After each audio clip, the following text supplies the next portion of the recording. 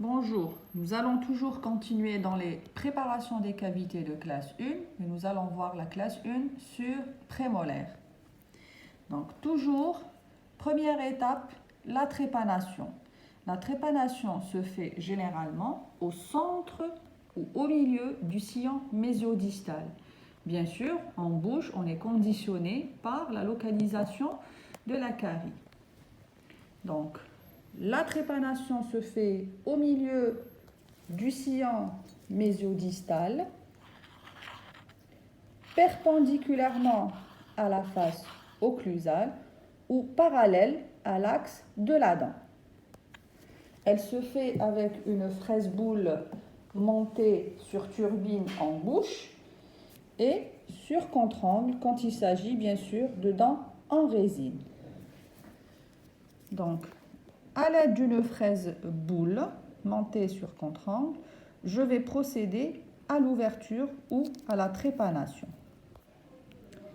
Donc, je vais orienter ma fraise perpendiculairement à la face occlusale ou au sillon mésiodistal ou parallèlement à l'axe de la dent si vous voulez.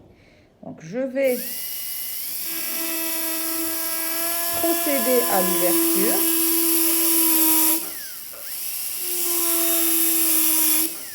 Dès que la tête ou la partie travaillante de la fraise rentre au niveau de la dent, je m'arrête.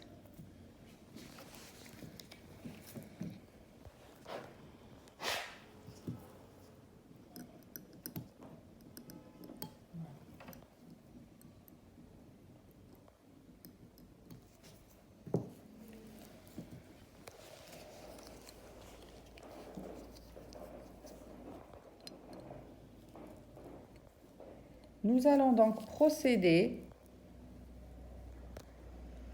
à l'extension de la cavité tout au long du sillon mésiodistal et on va englober toutes les régions ou toutes les zones vulnérables. Donc l'extension va se faire le long du sillon mésiodistal en direction des fossettes qu'on va englober elles aussi,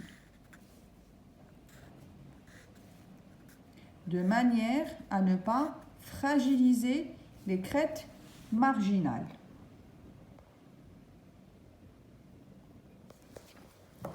L'extension se fait à l'aide d'une fraise cylindrique.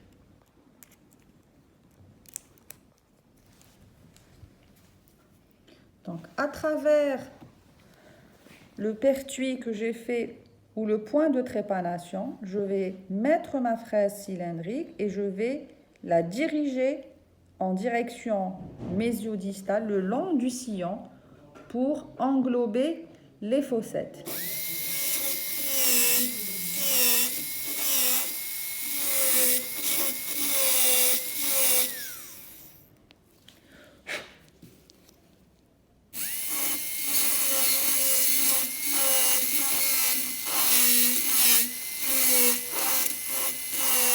Arrivé au niveau des fossettes, je vais orienter ma fraise légèrement en direction vestibulaire et linguale pour englober celle-ci.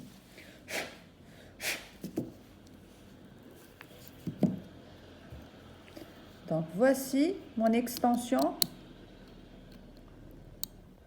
ou ma taille. Dernière étape, finition. Lors de celle-ci, je dois vérifier le contour de la cavité qui doit être régulier, un fond qui doit être plat, sans irrégularité ni en forme de marche d'escalier,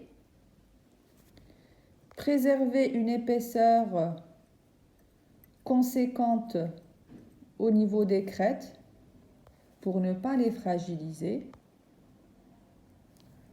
Et enfin, finaliser la forme qui aura la forme d'un nœud papillon au niveau des prémolaires. Pour cela, je devrais éliminer ces angles et les arrondir. Donc, je vais arrondir les angles pour avoir une forme d'un nœud papillon. Je dois veiller à respecter le parallélisme des faces ou des bords vestibulaires et linguales qui doivent être parallèles entre elles et parallèles à l'axe, et respecter le parallélisme des bords proximaux, c'est-à-dire mésial et distal, qui doivent être parallèles aux faces correspondantes. Une profondeur de 2 mm minimum de la cavité est nécessaire pour retenir le matériau d'obturation. Toujours avec la fraise fissure, je vais procéder à la finalisation ou à la finition de ma préparation.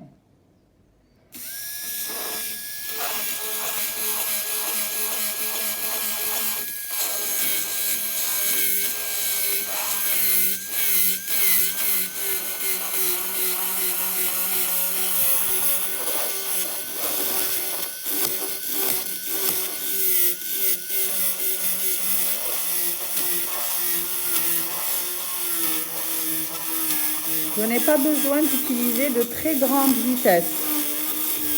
Je travaille doucement pour maîtriser le geste que je suis en train de faire. Il faut qu'il soit régulier, avec la même pression et la même intensité, pour éviter qu'il y ait des encoches et pouvoir faire un contour régulier.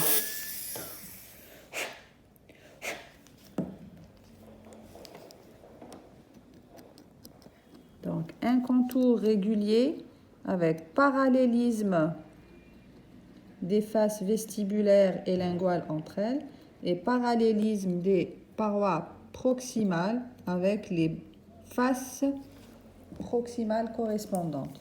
Je vais rectifier le côté distal légèrement le parallélisme.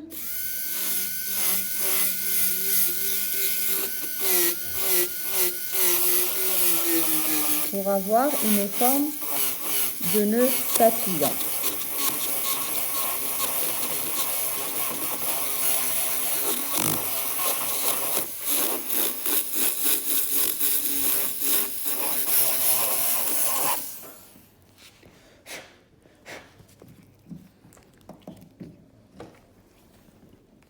Voici donc ma cavité terminée avec une largeur minimum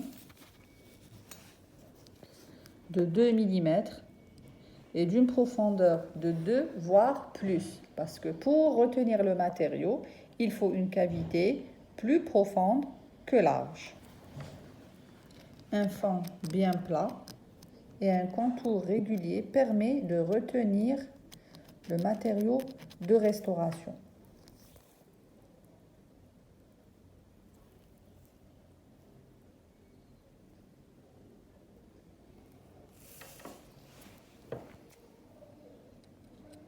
Un fond bien plat et un contour régulier en forme de nœud de papillon sans fragiliser les structures résiduelles, c'est-à-dire les cuspides et les crêtes marginales.